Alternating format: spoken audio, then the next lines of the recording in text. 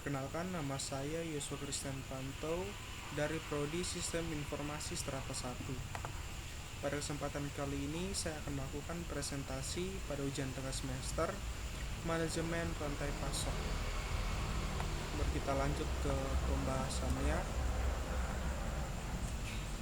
Itu bab 1 pendahuluan. Pertama, latar belakang. Supply chain management adalah sebuah pendekatan untuk integritas yang efisien antara pemasok, pabrik, pusat distribusi, wholesaler, pengecer, dan konsumen akhir, di mana produk yang diproduksi dan didistribusikan dalam jumlah yang tepat, lokasi yang tepat, dalam waktu yang tepat, dalam rangka meminimalkan sistem biaya dan meningkatkan tingkat kepuasan pelayanan. Dalam konsep supply chain, pemasok merupakan salah satu bagian supply chain yang sangat penting dan berpengaruh terhadap kelangsungan hidup suatu pabrik. Pabrik sebagai sistem yang menjalani kegiatan produksi, pastilah membutuhkan bahan baku yang tentunya didatangkan dari pemasok. Apabila pemasok kurang bertanggung jawab dan respon terhadap pemenuhan permintaan, maka akan menimbulkan masalah, di antara lain terjadinya stock out dan lamanya lead time. Oleh karena itu, perusahaan yang memiliki banyak alternatif pemasok harus selektif dalam memilih dan mengevaluasi pemasok. Untuk mendapatkan pemasok yang selektif, diperlukan evaluasi terhadap pemasok yang baik dan objektif. 1.2 Rumusan masalah, yaitu yang pertama, menganalisis faktor penghambat perusahaan, merancang SCM pada perusahaan, strategi SCM yang dapat dipilih oleh perusahaan. 3. Metode pengumpulan data. Metode yang saya pakai dalam penulisan tugas ini adalah metode perpustakaan, yaitu dengan mencari literatur yang berhubungan dengan bahasan tugas ini. Bab 2 pembahasan. Yang pertama adalah perusahaan Coca-Cola. Latar belakang. Hampir seluruh lapisan rakyat di dunia pernah mengonsumsi minuman bersoda, minuman ringan atau soft drink. Berbagai produk minuman berkarbonasi telah diproduksi dan dipasarkan di seluruh belahan dunia ini. Sebut saja produk-produk seperti Pepsi, Coca-Cola, Sprite, Fanta, 7up, ANW, Root Beer, Sunkist, Dry Ginger Ale, Dr. Pepper, dan sebagainya. Mereka adalah produk-produk global yang telah meramaikan peta persaingan dunia untuk kategori minuman ringan atau soft drink sejak lama. Dengan berbagai strategi pemasaran yang dijalankan oleh masing-masing perusahaan, produk-produk tersebut hingga saat ini mampu bertahan menghadapi persaingan harga, distribusi, maupun hadirnya produk-produk baru dengan promosi yang gencar, serta rela mengeluarkan biaya besar untuk mendanai promosinya demi mendapatkan posisi pasar.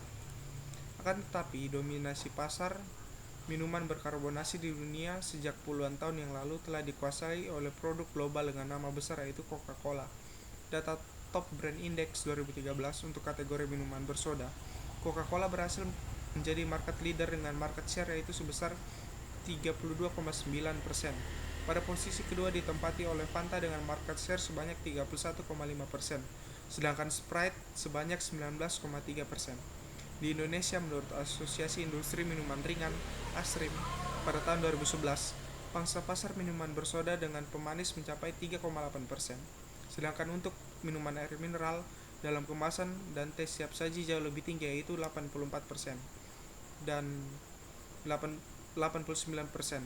Pasar minuman ringan di Indonesia pada tahun 2013 diprediksikan tumbuh 10% sampai 11% dibandingkan tahun 2012.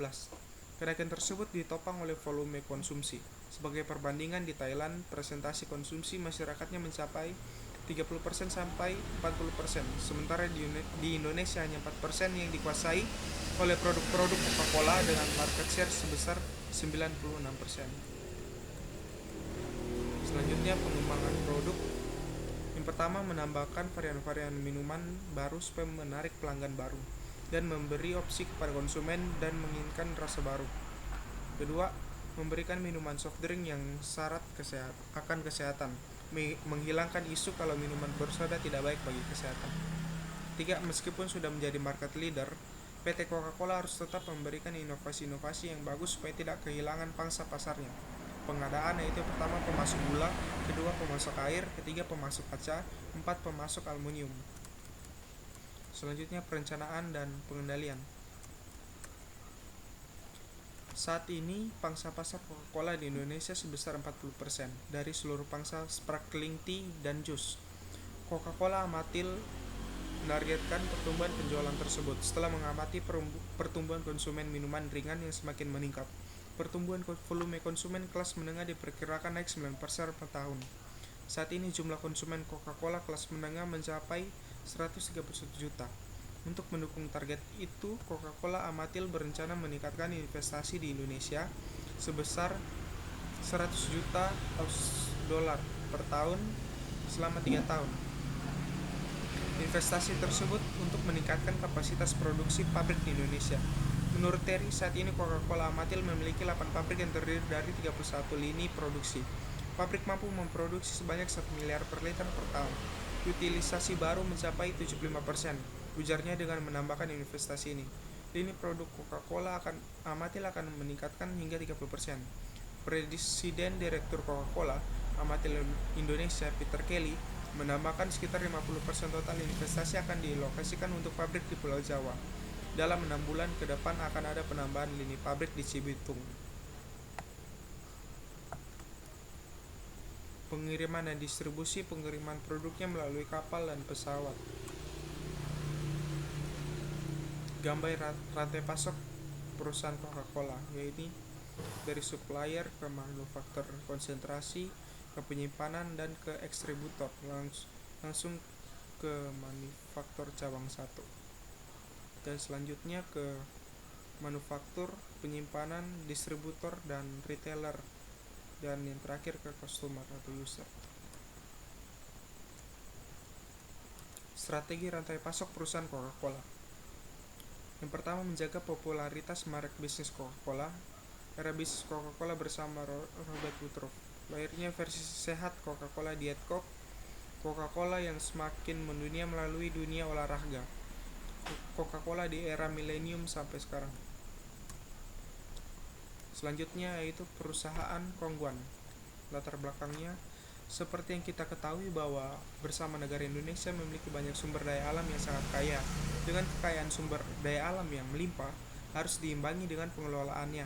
Oleh karena itu, tidak heran jika Indonesia memiliki beragam perusahaan, di mana dalam setiap perusahaan memiliki daya saing yang cukup berpengaruh satu dengan yang lainnya. Salah satu contoh perusahaan kue yaitu Kongguan. Kongguan Biscuit Factory Indonesia adalah perusahaan berskala nasional yang bergerak di bidang industri makanan, khususnya produk biskuit, wafer, dan wafer stick. Berdiri sejak tahun 1970, sudah lebih dari 4 dekade, Kongguan telah menjadi pemimpin pasar dalam industri ini. Produk-produk yang telah dihasilkan selalu diminati dalam pasar dalam negeri, atau bahkan sudah menjadi sebuah keharusan menyantap biskuit Kongguan.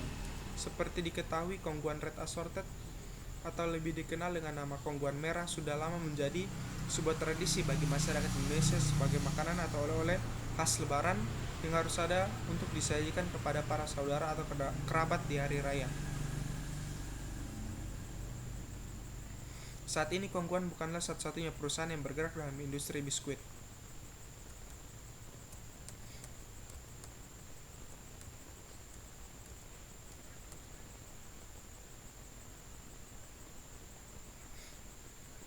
Sering dengan berkembangnya zaman, tumbuh perusahaan-perusahaan sejenis yang bermain di Indonesia yang sama. Berkat usaha dan kerja keras Kongguan hingga kini tetap menjadi merek pilihan utama masyarakat Indonesia saat membeli produk biskuit. Dengan mengutamakan inovasi-inovasi baru dalam menciptakan produk-produk yang enak dan tentunya sesuai dengan selera masyarakat Indonesia. Kongguan Malkis Abon merupakan salah satu produk inovasi Kongguan yang menjadikan biskuit Malkis lebih bervariasi, bukan hanya bertaburkan gula yang pada umumnya sering ditemukan pada biskuit Malkis, tapi kini ditaburi dengan berbagai macam taburan yang unik yang menggoda selera seperti abon sapi, abon ayam, dan bahkan rumput laut. Mesin yang modern, sistem pengemasan secara robotik, serta bahan-bahan yang berkualitas menjadi kunci utama Kongguan untuk menghasilkan produk-produk yang bermutu tinggi dan menghasilkan produk-produk yang lebih higienis dikarenakan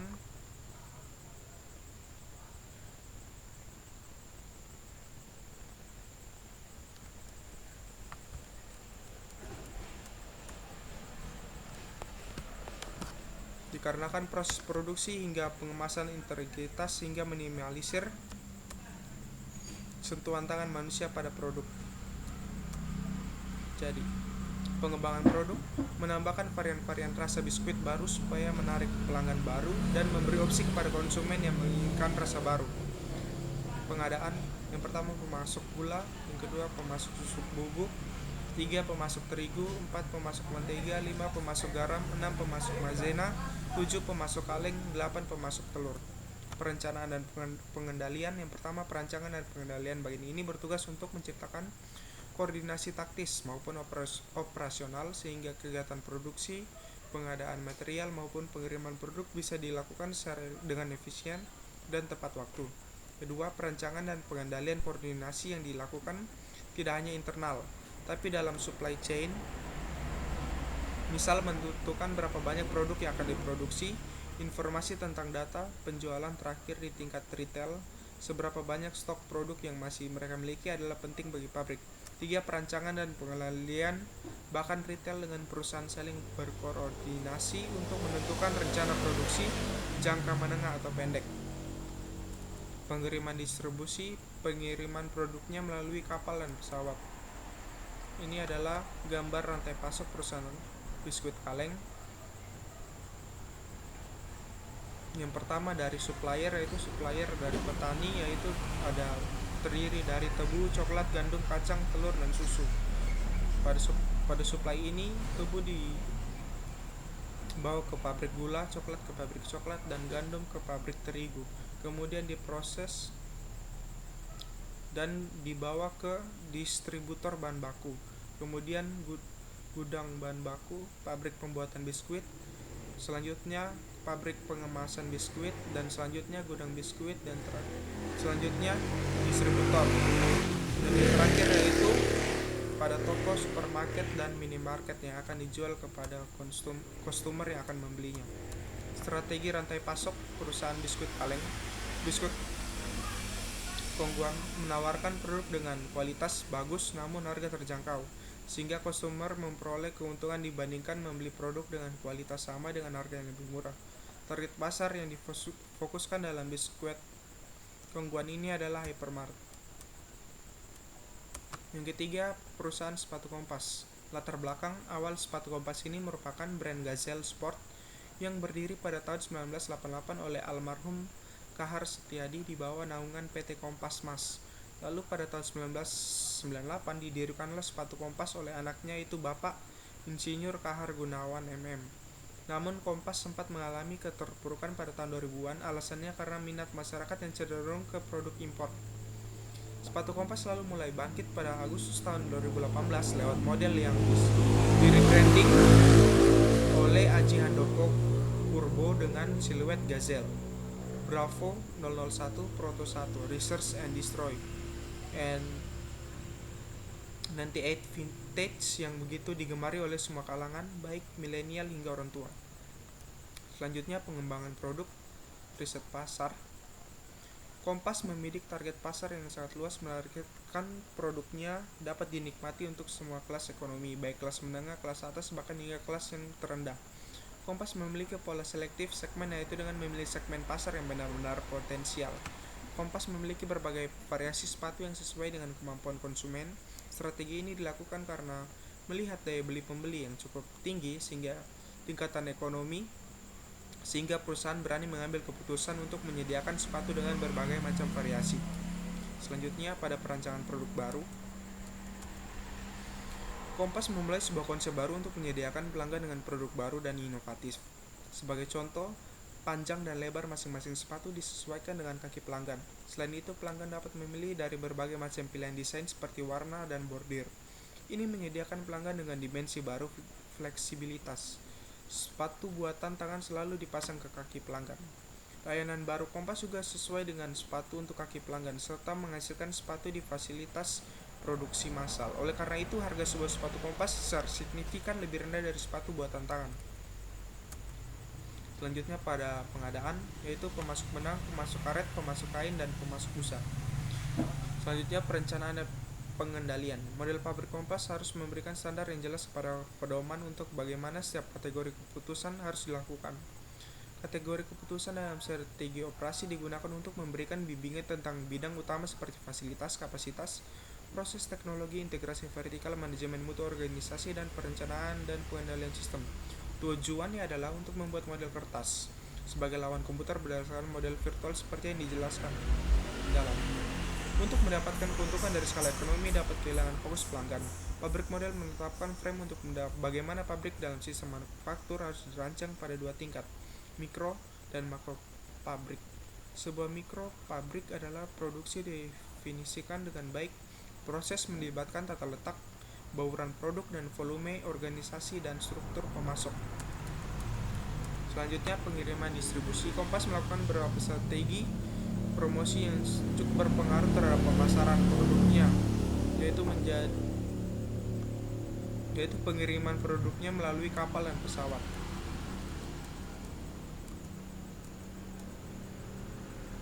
Ini adalah gambar rantai pasok perusahaan Kompas. Strategi rantai pasok perusahaan Kompas. Kompas menawarkan produk dengan kualitas premium namun dengan harga terjangkau, sehingga konsumer memperoleh keuntungan dibandingkan membeli produk dengan kualitas sama dengan harga yang lebih mahal. Target pasar yang difokuskan Kompas dari kalangan atlet dan artis. Desain Kompas tidak habis dimakan zaman. Kompas mendesain produk mereka dengan desain klasik hingga cocok dipakai oleh siapapun dan kapan saja. Kompas memiliki standar produknya yaitu standar kualitas, teknologi, dan inovasi terbaik. Kompas menggunakan strategi untuk menjadi market leader dengan memenangkan posisi dalam berkompetisi dengan kompetitornya. Selanjutnya, perusahaan KFC. Latar belakang perusahaan KFC adalah perusahaan yang menjadikan menu utamanya yaitu menjual ayam goreng cepat saji. Proses bisnis KFC membutuhkan bahan baku ayam yang disuplai dari beberapa pihak yang tersebar pada tempat yang berbeda. KFC mengumpulkan material bahan mentah atau pendukung dari supplier-supplier mereka. Lalu bahan-bahan yang terkumpul tersebut diproses menjadi bahan setengah jadi oleh logistik regional. Bahan setengah jadi tersebut disuplai ke berbagai wilayah retailer KFC untuk diolah menjadi makanan siap saji yang akhirnya dihidangkan ke konsumen. Pengembangan produk, riset pasar. Dengan menerapkan SCM pada perusahaan, mampu membuat proses produksi menjadi lebih efektif dan efisien. Karena dengan SCM, bahan baku yang disuplai bisa dimonitoring dan dikontrol kualitasnya. Strategi yang dipakai sudah pada tingkatan strategi fit. Produk yang dikeluarkan merupakan produk yang fungsional karena merupakan makanan sehari-hari, misalnya nasi, ayam, dan lain-lain. Produk tersebut juga bisa dikatakan inovatif karena makanan yang dikeluarkan adalah beraneka ragam sesuai tren permintaan. Fast food Indonesia juga meresponsif dalam melakukan pelayanan terhadap pelanggan dengan adanya servis seperti layanan pesan antar. KFC merupakan restoran cepat saji franchise hak eksklusif waralabanya dipegang oleh PT Fast Food Indonesia. KFC menjadi pimpinan pasar restoran cepat saji yang dominan di Indonesia selama 20 tahun sejak tahun 1979. KFC menspesialisasikan pada menu ayam goreng dan memposisikan dirinya sebagai jagonya ayam. Pengadaan. Hal ini logistik yang termasuk adalah bahan baku makanan dan mesin pengolah adalah yang tersedia. Untuk bahan baku ayam, semuanya disuplai oleh supplier. Suppliernya adalah Wonokoyo Group. Ayam yang disuplai sudah berbentuk potongan sesuai dengan yang dipesan, misalkan khusus dada, paha maupun sayap. Ada hal jangka waktu suplai untuk outlet dalam kota Surabaya dilakukan setiap hari, sedangkan untuk outlet yang berada di luar kota Surabaya dilakukan tiap bulan. Sayuran umum, sayuran disuplai oleh supplier yang domisilinya berdekatan dengan outlet lokal. Khusus dalam kota Surabaya, supplier untuk sayuran hanya untuk satu saja, sedangkan outlet yang berada pada luar kota pembelian bahan sayuran dilakukan di pasar. Sayur khusus didatangkan dari Jakarta kantor pusat, setelah itu dimasukkan ke gudang Surabaya Margomulya, kemudian didistribusikan ke outlet-outlet yang ada di Jawa Timur. Kentang, bahan ini diimpor langsung dari luar negeri, kemudian dimasukkan ke gudang yang ada di Jakarta, setelah untuk didistribusikan ke regional. Kemudian regional tersebut mendistribusikannya ke outlet-outlet. Bumbu-bumbu. Bumbu yang disediakan di KFC lebih dikenal sebagai sebutan bumbu 11 macam. Bumbu-bumbu tersebut langsung didatangkan dari KFC pusat yang terletak di Kentucky, USA. Beras, ada dua jenis beras, non-organik dan organik. Untuk non-organik disuplai oleh supplier lokal, sedangkan untuk organik langsung didatangkan dari pusat kantor Jakarta. Perencanaan dan pengendalian marketing sales. Dalam marketing dan sales yang dilakukan PT Fast Food Indonesia menentukan target segmen pembeli adalah masyarakat luas dan dalam proses memasarkan produknya dengan melakukan promosi dan membuat citra yang baik kepada pelanggan sehingga diharapkan kesan yang baik bisa menyebar ke calon pelanggan yang datang. Outbound logistik. Untuk outbound logistik adalah hasil dari kegiatan penjualan. Laporan penjualan berdasarkan dari outlet-outlet yang ada. Laporan dari outlet dilakukan setiap hari. Data tersebut disimpan di server outlet. Setelah itu dikirimkan ke kantor pusat yang ada di Jakarta. Kantor pusat kemudian mengirimkan data tersebut ke RSC Surabaya. Di RSC Surabaya data tersebut sudah dicek dan disesuaikan.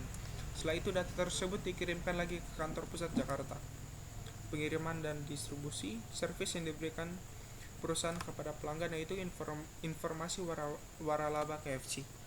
Untuk saat ini, KFC tidak melakukan kerjasama dalam bentuk sub waralaba untuk merek KFC, kecuali bekerjasama dalam bentuk lain yaitu 1. Kerjasama sewa lokasi, 2. Kerjasama investasi, 3. Kerjasama investasi termasuk gedung atau bangunan.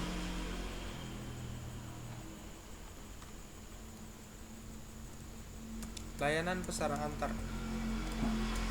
KFC menyediakan layanan pesan antar. Tinggal telepon KFC terdekat, KFC akan langsung antar pesanan ke alamat pelanggan yang memesan, namun dengan syarat sebagai berikut: batas wilayah dengan antara maksimum dan selanjutnya. Layanan KFC Catering.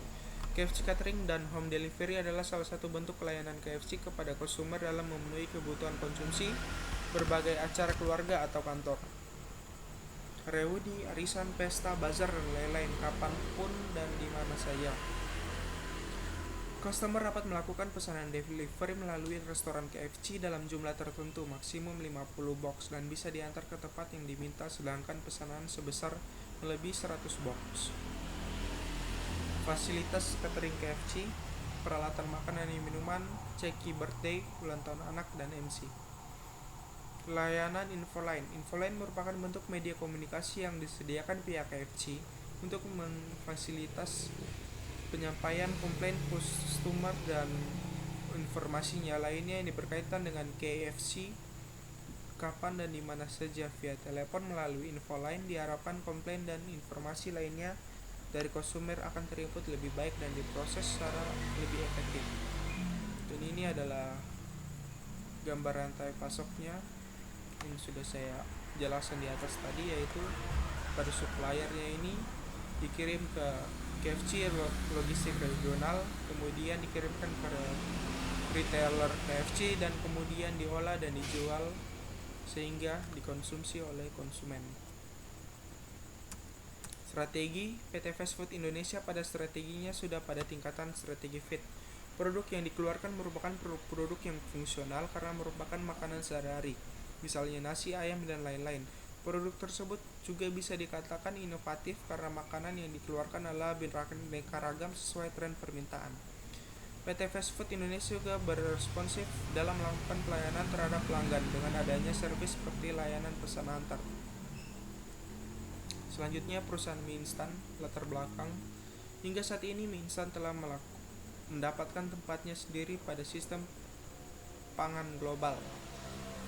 Mie instan dianggap sebagai salah satu penemuan terbaik abad 20 tahun 2000 oleh masyarakat Jepang, mengalahkan penemuan lainnya seperti karaoke, Walkman, kamera digital, dan bahkan peluru Philips 2015. Penemuan mie instan terinspirasi oleh kelaparan yang melanda negara Jepang sebagai akibat dari Perang Dunia II, sehingga Jepang harus mendapat kekalahan dari pihak lawan.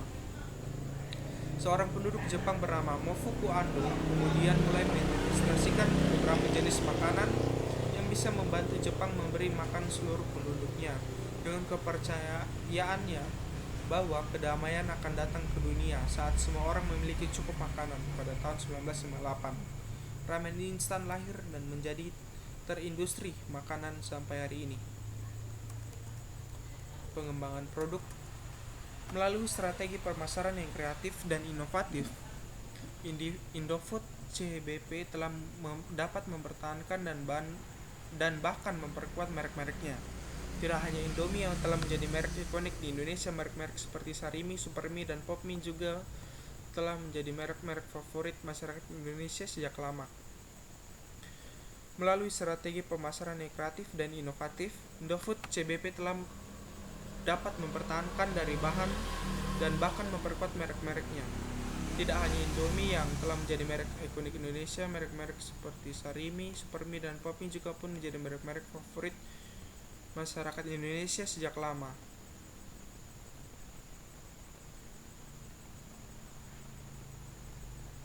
Menanggapi pertumbuhan pasar mie instan domestik dan internasional, Indofood CBP berkomitmen untuk terus mengembangkan divisi mie instan. Divisi operasi internasional adalah lengan ekspor produk Indofood bermerek yang mencakup kegiatan penjualan dan pemasaran ke pasar internasional. Indofood mengekspor produknya ke lebih dari 60 negara. Pengadaan yaitu tepung terigu. Tepung terigu diperoleh dari biji gandum yang digiling. Fungsi tepung terigu dalam pembuatan mie instan adalah antara lain memberi atau membentuk adonan selama proses pencampuran, menarik atau mengikat bahan lain, dan mendistribusikan secara merata, mengikat gas selama proses menggorengkan, membentuk struktur mie instan, serta sumber karbohidrat dan protein.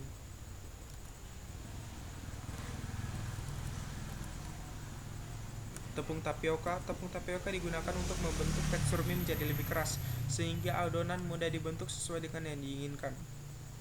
Air digunakan untuk membentuk tekstur adonan dan gluten, mengontrol kepadatan dan suhu adonan, melarutkan garam dan bahan-bahan tambahan lainnya.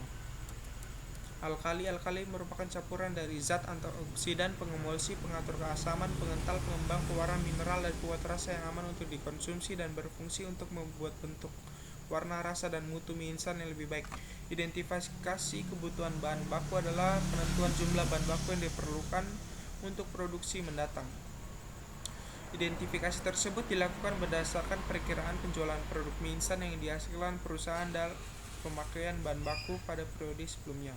Perencanaan dan pengendalian sistem pembelian dan penerimaan bahan baku pada divisi Noodle ICBP melibatkan beberapa pihak yang saling berkepentingan menurut fungsinya dalam perusahaannya, yaitu Departemen ASP, PPIC, Purchasing, Warehouse, PDQC, dan Financial Accounting. Keenam bagian ini memegang peranan penting dalam pengadaan bahan baku baik secara langsung maupun tidak langsung, sehingga produksi dapat berlangsung karena ketersediaan bahan baku tersebut.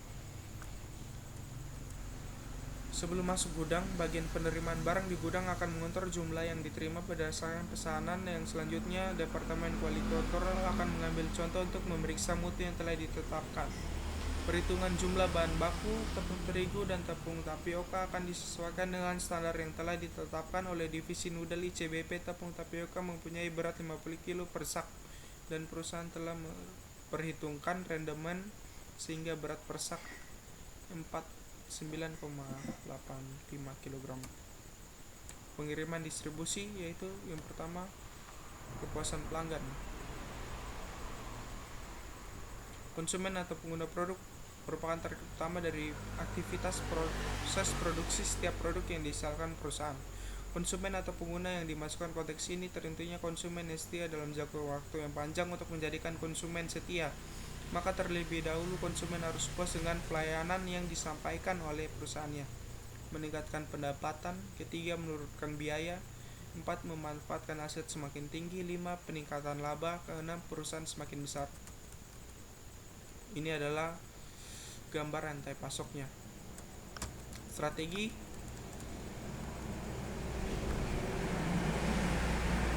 pada strategi pemasaran dan pendistribusian hingga ke tangan konsumen, ICBP memiliki strategi yang menghadapi persaingan di pasar. ICBP menerapkan strategi mastering present presenting future.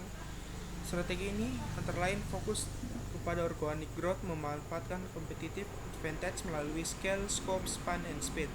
Selain itu akan menjalankan program cost efficiency dan cost cutting. Di samping itu tetap melanjutkan segmentasi para konsumennya dengan memperkenalkan produk-produk dengan higher price and higher margin. Sedangkan dalam proses pendistribusian, ICBP melakukan proses yang kompleks, yakni manufaktur ke konsumen, manufaktur ke pedagang eceran ke konsumen, manufaktur ke pedagang besar ke pedagang eceran ke konsumen, dan manufaktur ke agen ke pedagang besar ke pedagang eceran, dan terakhir pedagang eceran ke konsumen.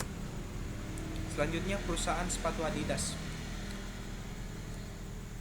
Latar belakang: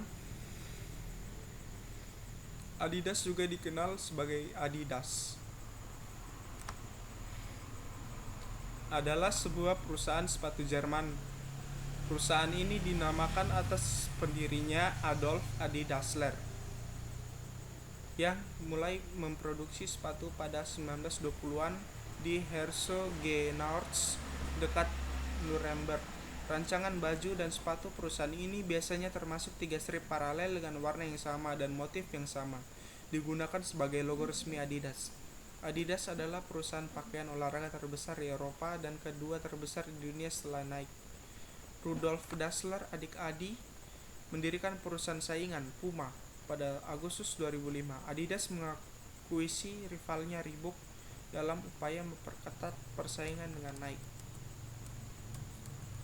Selama 68 tahun lamanya, grup Adidas telah menjadi bagian dari dunia olahraga di segala bidangnya dengan menawarkan sepatu, pakaian, serta beragam aksesori pelengkap olahraga yang bernilai seni pada setiap produknya. Sekarang grup Adidas telah mengglobalisasi dan menguasai di bidang industri produk olahraga dan menawarkan portofolio yang begitu luas dari segi produk ke seluruh dunia. Strategi grup Adidas sangatlah simpel, memperkuat brand secara terus-menerus dan mengimprovisasi posisi kompetitif serta keuangan mereka. Aktivitas perusahaan dan lebih dari 150 cabangnya dipantau langsung oleh pemimpin grup di Herzogenaurach, Jerman. Tertanggal 31 Desember 2009, grup Adidas tercatat memperkerjakan sebanyak 38.982 orang selama setahun penuh. Pengembangan produk, riset pasar. Adidas membidik target pasar yang sangat luas, menargetkan produknya dapat dinikmati untuk semua kelas ekonomi, baik kelas menengah, kelas atas, bahkan hingga kelas yang terendah. Adidas memiliki pola selektif segmen, yaitu dengan memilih segmen pasar yang benar-benar potensial. Adidas memiliki berbagai variasi sepatu yang sesuai dengan kemampuan konsumen. Strategi ini dilakukan karena melihat daya beli pembeli yang cukup tinggi sehingga tingkatan ekonomi, sehingga perpaduan perusahaan berani mengambil keputusan untuk menyediakan sepatu dengan berbagai macam variasi. Perancangan produk. Adidas mulai sebuah konsep baru untuk menyediakan pelanggan dengan produk baru dan inovatif. Sebagai contoh, panjang dan lebar masing-masing sepatu disesuaikan dengan kaki pelanggan. Selain itu, pelanggan dapat memilih dari berbagai macam pilihan desain seperti warna dan bordir. Ini menyediakan pelanggan dengan dimensi baru fleksibilitas. Sepatu buatan tangan selalu dipasang ke kaki pelanggan. Pelayanan baru Adidas juga disesuaikan dengan sepatu untuk kaki pelanggan, serta menghasilkan sepatu di fasilitas produksi massal. Oleh karena itu, harga sepatu Adidas secara signifikan lebih rendah dari sepatu buatan tangan. Pengadaan yaitu pemasok benang, pemasok karet, pemasok kain, dan pemasok busa. Perencanaan pengendalian. Model pabrik Adidas harus memberikan standar yang jelas dan pedoman untuk bagaimana setiap kategori keputusan harus dilakukan. Kategori keputusan dan strategi operasi digunakan untuk memberikan bimbingan tentang bidang utama seperti fasilitas, kapasitas, proses teknologi, integrasi vertikal, manajemen mutu organisasi, dan perencanaan dan pengendalian sistem.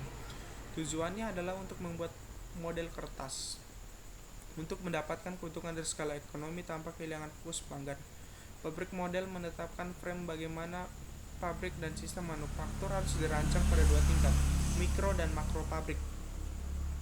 Sebuah makropabrik adalah produksi didefinisikan dengan baik. Proses melibatkan tata letak, bauran produk, dan volume organisasi dan struktur pemasok.